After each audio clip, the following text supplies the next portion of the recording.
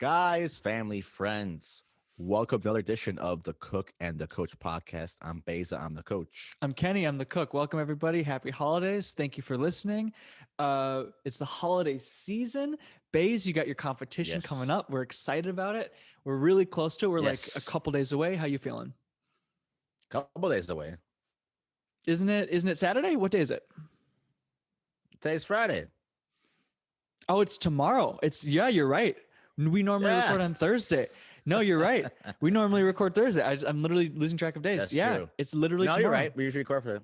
It is tomorrow. I compete in Wild. less than 12 hours. Well, yeah, I compete in not 12 hours, less than that. I don't know. I compete tomorrow. That's all I know. Nice. I'm waking up and it feels good to be doing like a sanctioned athletic event again. Right. The last time I did one was like May 2017. Right. As like an NCAA like football and track athlete. And this is not the same level as that, obviously. But like it's kind of a cool feeling. It definitely is, dude. You know? You've been working your ass off for this. It's gonna be really exciting. Like you're actually gonna be like competing in something like that. And I know this is something you've been talking about. You've been considering wanting to do something like this for quite a while, and it's really cool to see you finally doing it. It's like it'll be awesome. But what is that? Mm-hmm. Is that a cookie? Get my calories in right now. Oh. Yeah, those are Loft House cookies. I can't. What kind? Those are Loft House ones. Yeah. I don't know if I know those. They're the best cookies known to man. Can I hold on up to the camera? I'm forgetting which kind they are. Hold on. I'm going to the kitchen. I'm going to grab you one. Hold on. Thanks, dude. I don't even know what kind of cookie that is. It looked like a zebra cake as Baze is out there grabbing the dessert for me, which is really just for him because we're doing this remotely. It looked like a zebra cake. All right, hold it up to the camera. You never seen these shits? Loft House. You got to hold it up longer. Is it just the ones with like the simple like? Are those the ones that come out? Oh yeah. You know these shits. Yeah. I know those. Absolutely. Well, I don't know what type of cookie they are, but they're yeah. It's the one where like the cookie and the icing are kind of the same somehow. But they just kind of melt in your mouth. It just melts in your mouth. Oh yeah. Oh, you know what I'm just thinking? I don't know why. Did you ever, when you were like at church or whatever? I remember when I was little, we would have like Sunday school in the morning, and then there would be a break. It'd be like the kids would come out of their Sunday school, the adults would come out of theirs, and there would be coffee and there would be cookies and various pastries like in the adult Sunday school room. And so all the kids and everybody would come and grab shit. And whenever we would have, a lot of the time it would be like off-brand Oreos and like just gross shit, or like those like wafer cookie things. You know, the wafers. Yes. The wafers. You know what I'm talking about? Like those long, skinny ones. Yeah. Oh yeah. I low-key kind of liked those, but every now and then, every blue moon, they would have those cookies. You say Toll House, those ones were the shit. That was so rare that they would have those, but they were so good. You look at them, you're like, oh, they look okay, but you just take a bite and you're like, oh my god, this is like the most like sugary deliciousness. Just melts in your mouth.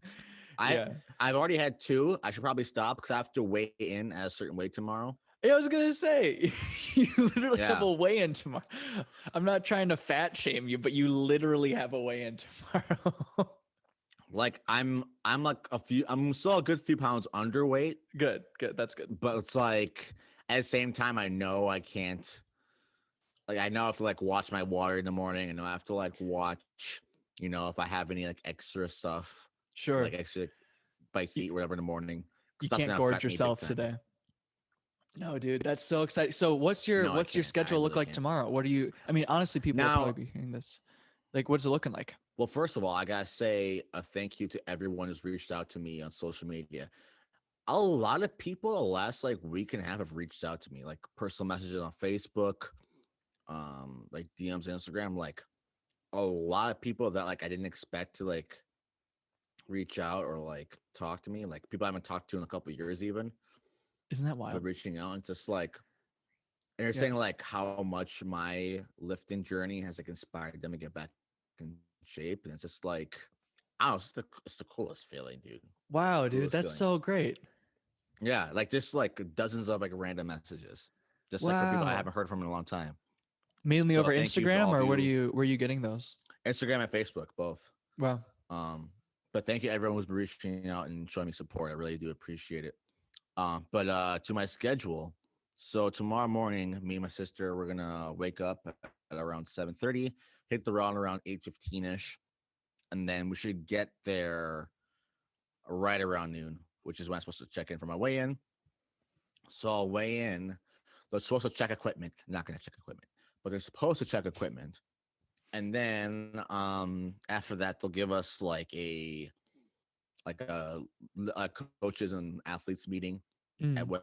1:45, just explaining like all the commands, the rules, like the do's and don'ts, and then we start lifting on two. At the weigh-ins, we'll be able to give out opening numbers. So our openers are basically like the first weight we're gonna do for like Okay. each lift, and then after we do our first opener, then we after we finish a lift or don't finish a lift, whatever it is, we have to right away go to the judges table and tell them what our next lift is going to be.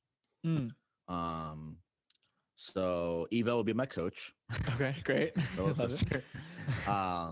So I'm really excited to see the faces where like, oh, like she's your coach. I'm like, yeah, like a 17-year-old girl is my coach. Hell yeah. Actually, Rev's driving up from Chicago to come take pictures and to do video. Yeah. Good old And then Braden Anderson. That'll be great. and guess who's coming to watch? Guess who's coming to Miski? watch? You said? No way. Good for him. That'll be great. Oh, dude, Well, that's it's only awesome. an hour from his place. Yeah, I guess you're right. That's not that bad. Oh, that's so Yeah. cool. So, which lifts are you doing for this competition? So it's gonna start with squat, then bench will be next, and then it'll finish with deadlift. Bench, squat, deadlift. Okay, nice. Which are you feeling? Is there one you're feeling most confident about right now? Bench and deadlift for sure. I had an amazing week with those two. Like I feel, Nice. I felt like springy almost with both of them. Like I felt great. Oh, that's great. Squat wasn't like didn't feel bad necessarily. It's just like, but wasn't like I felt amazing. You know what I mean? I just didn't feel bad. It just kind of felt like meh, you know. But I'm sure like the adrenaline will kick in and I'll be ready to go. You know what I mean? Like, sure. So are you doing any like what's your preparation like night before, morning of? Are you doing any like stretching routines or are you doing anything like that to start to prepare? Yeah, so Wednesday was my last lift. Just like doing just deadlift checkups, you know, seeing where I was at. Sure. And then yesterday I had my buddy Josh. Shout out to Josh Wentz. If you guys need some body work, go to him. A guest on our podcast. You can go back and listen to that one. He was a guest with Q. That's right. One of our earliest episodes. It was a great one. That's right. Yeah, he came out and did some body work on me. Just did some checks, just making sure everything was loosened up, make sure nothing was firing incorrectly, stuff like that. And I did some cardio right before that too, just to get a good sweat going. Nice. And today I just went in the weight room, stretched for a half hour, and then that was it. Nice. Enough about me though. Let's talk about some cooking stuff, man. What's going on in your world? You know, I've been cooking at Union. We're at Mid City Kitchen. It's been good. Yeah, it's been great. We're doing like takeout and stuff. I've had this hesitancy about working the line lately. For people who aren't as familiar, there's like prep cooking versus like line cooking, and prep cooking is kind of just what it sounds like. You prepare all of the more individual ingredients or like the sauces, the bases. You kind of just get ready for when people are actually going to order, and then line cooks will come in and they'll take those ingredients and bring them all together into the dishes that are served. At the restaurant, I kind of do a little bit of both, which is cool. Like I didn't expect to really be able to do that. Like when we were on the food truck or you know, food trailer, it was kind of just obvious. Like, oh yeah, you can. Like, of course you're going to be like cooking the food. It's like a fryer. It's like a simple grill. You know, like we're steaming the rice. There's nothing. You know, it's just like a smaller creative space. But since we moved into this gorgeous kitchen, I think honestly I was a little bit intimidated. It's like, oh, this is like a proper kitchen. Like this is like, I don't know, it freaked me out a little bit. And it was cool. My chef just had me come on the line and just start working, getting the dishes down, like tasting as I went and figuring out like how to do my seasoning better and timing everything, getting all the components. So that was really good. I think it was a good hurdle for me to get over. Cause I don't know. I honestly don't know why it was like so built up. Like it's been crazy. I mean, it's been a tumultuous month. Like I've mentioned parts of it on the show, so I'm sure people might remember, but long story short, like we were on the trailer at like this sociable cider works like place, and it was a great gig, but we didn't remember that. Right. And for anyone who knows about Union Hmong Kitchen, the idea is like the plan is we're going to move from like this Union Hmong Kitchen concept into like our own brick and mortar restaurant called Vini.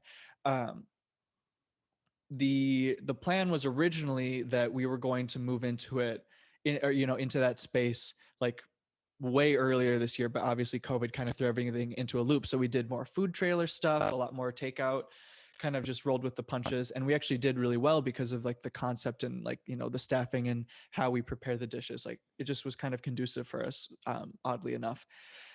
And then we were like, okay, well, it's the fall. We would like to not be cooking on a food trailer in the winter in Minnesota. Like some of them had already done that the previous winter or two. And it's just like, doesn't sound awesome.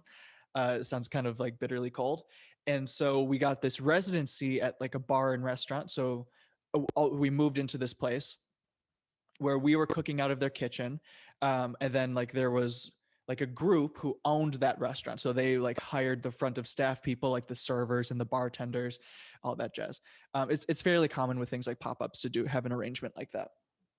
But sure. I think, as I mentioned a while back, like within 2 weeks of us doing service at this restaurant bar place, that owner was like, hey, because of COVID, I have to lay off all of my front of house people and we're like not doing service here anymore, basically. So that put us in a weird position where it's like, well, we've been calculating to do front of house sales and adding that. And like that, like really throws a big, wrench in the works. So we were like, okay, well, where should we go? And we landed this awesome spot at Mid City Kitchen. So it's like beautiful space and we're doing takeout there. But all that to say that long thing is like the past month or maybe month and a half, we've technically been in like 3 different spaces, like within like a 1 to 2 month span, or thereabouts. It's pretty insane. Like, it's pretty crazy. Yeah. It's like, and it doesn't even like, I'm trying to think, like, I want to say it was September, October, November. Yeah. Maybe slightly more like 2 to 3, but like within a relatively short period of time, we did like a whole move to one place, cleaning down like the trailer, then moving into a new place, cleaning that all up, bringing all our stuff in, and then being like, all right, we got to go, moving all of our stuff out of there into another space. So it's just been like so much movement, and like our team's done the best we can, but it's been kind of chaotic. And so it's just kind of like, maybe that was part of it where I was like, man, like when we moved into that first, like when we moved out of the trailer into that first restaurant, it was like all of a sudden we were like plating food rather than just boxing it up. And so that was like a big shift for me because I had never done that before. And we had these new dishes and it was just kind of like a bit of a shock. And I don't know if that was part of it or just like kind of the stress of moving a bunch of places, or the stress of just cooking in like the most beautiful kitchen I've ever seen in person. It's like, I don't know. But anyways, I digress. Right. But all that to say, it's been really good. My team's been awesome. And we're doing these holiday kits. I think some of it's been posted on our Instagram. Right. So yeah, it's been good. It's been like just so much change. And I've been talking with the chefs, like, here's like how I want to improve and stuff. And they've been cool about that. So I don't know. It's been wildly chaotic, but it's also been really good. So I feel good about it. Sorry, real quick. My battery, that was so long-winded. My battery's about to die. Give me a sec. But anyways, yeah, it's good. I did have one quick little recommendation for people for a bit of a food segment, and it's not super fleshed out, but I think it's a good place to start, and maybe we can come back to this for future food segments, throughout December. But I think one thing that more people are going to be doing this year than normal is doing like handmade, homemade Christmas gifts or, holiday gifts or whatever. Um, and I think honestly, just because like a lot of people are unemployed or they're just like money's a little bit tighter, maybe that stimulus check has already been stretched thin. And so no shame in that. There's like really awesome gifts that you can make just like at home. And, you can even take the budget part out of it. It can just be a creative way to give a gift if you're not trying to buy stuff. Or specific products. My family does like a yearly Martin Christmas celebration. We might not be doing it this year, but normally we meet with all the extended Martins in the family, and we'll give gifts.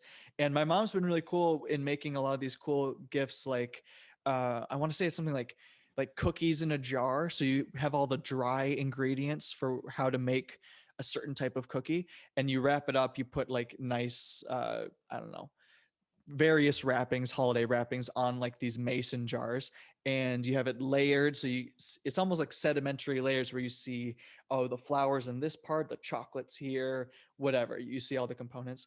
And so it can be a really great gift. So there's recipes online, there's instructions online for, different types of gifts you can give.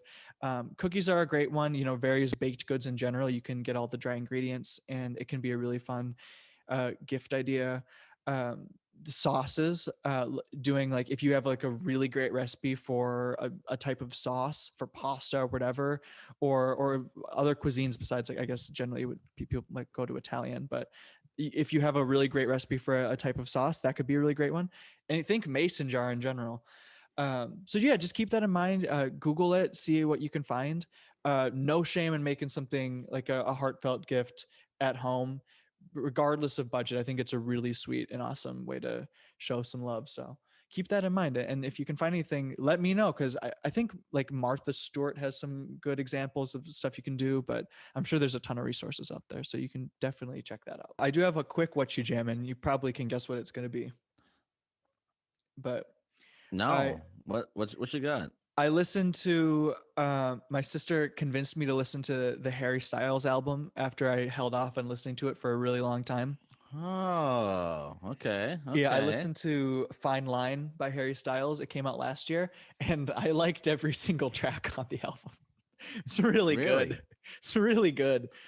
It had a very classic sound, man. It had these like There you go. 60s through 80s sounds that it kind of was a little bit reminiscent of like the Beatles in some regards, in terms of some of the arrangements and like harmonies.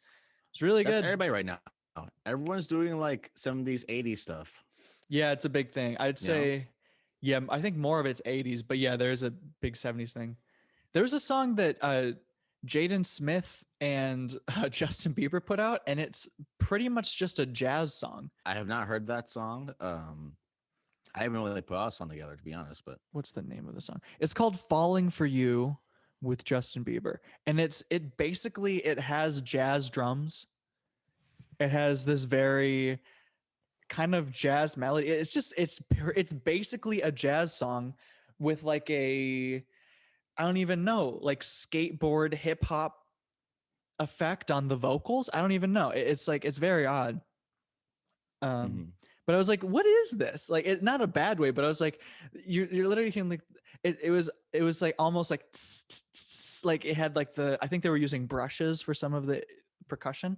It's like, this literally sounds so different from what I've heard. But yeah, anyways, I digress. But the Harry Styles Fine Line album was great, and I liked all the songs. I liked every song on the album. Might have to go check it out. It was pretty dang good. Pretty dang good. I was impressed. I had heard so much hype about it. And I liked it. I liked it a lot. Have you heard Whatchu Jammin', Baez? I discovered this song about a month ago. I already told you guys about the new Darius Rucker song, Beers in the Sunshine. That is officially going to be my new Boji 2021 song. Mm-hmm. I've decided here and now. Great. But another good country song that I discovered is Whiskey and Rain by Michael Ray. Just a country slow jam, just talking about being at a bar, being a little heartbroken, but sipping on whiskey and just thinking about what to do tomorrow. And it's a good, just nighttime, just sipping on a whiskey song. So Sure. big fan of that. And then I kind of discovered a song that came out a couple of years ago, but super fun, super lighthearted. Another great summertime boating drinking song. Cole Swindle, Drinking Hours. So that'll be another boat time summer song next year. So a couple of years old, but I just discovered it, so it's new to me. So I'm gonna enjoy the heck out of it. Love it. I actually have one more. I just remembered. Anderson Paak put out this video maybe like this March of him and his son dancing to this song, this unreleased song, and it was this like super groovy, like upbeat song. Turns out it was like produced or like co-produced by Timbaland, I believe. And it was really good. I was like, oh, this is so catchy. It's like such a I don't know, it was so good, but it didn't come out. And then it took forever. And finally, it literally came out like, I think within the past month or two. And I was just scrolling through Spotify. I'm like, oh, that's a new song. I don't know if I know that one. And I clicked, I'm like, oh, that's the one. And it's good. So it's called Jewels, like all caps, Jewels with a Z. And it's good. It's really cool drums. I love like it's just a feel good song. It's really good. Guys, the page is podcast, The Cook and the Coach, Instagram, my page, BAEZA TENSEIE on IG. You know where to find me. Ken, give me your stuff. On Instagram at KPMartin2 is my personal page. In my bio, I have links to my food page, to my music. Check all of that out. And yeah, leave us comments. If you like our content, give it a like and let us know what you enjoyed, and that'll help us better curate and improve. So we love hearing that feedback. Guys, this has been another edition of the podcast. We appreciate you. That's all I got. I'm tired. I'm going to sleep. See you next time. All right, peace.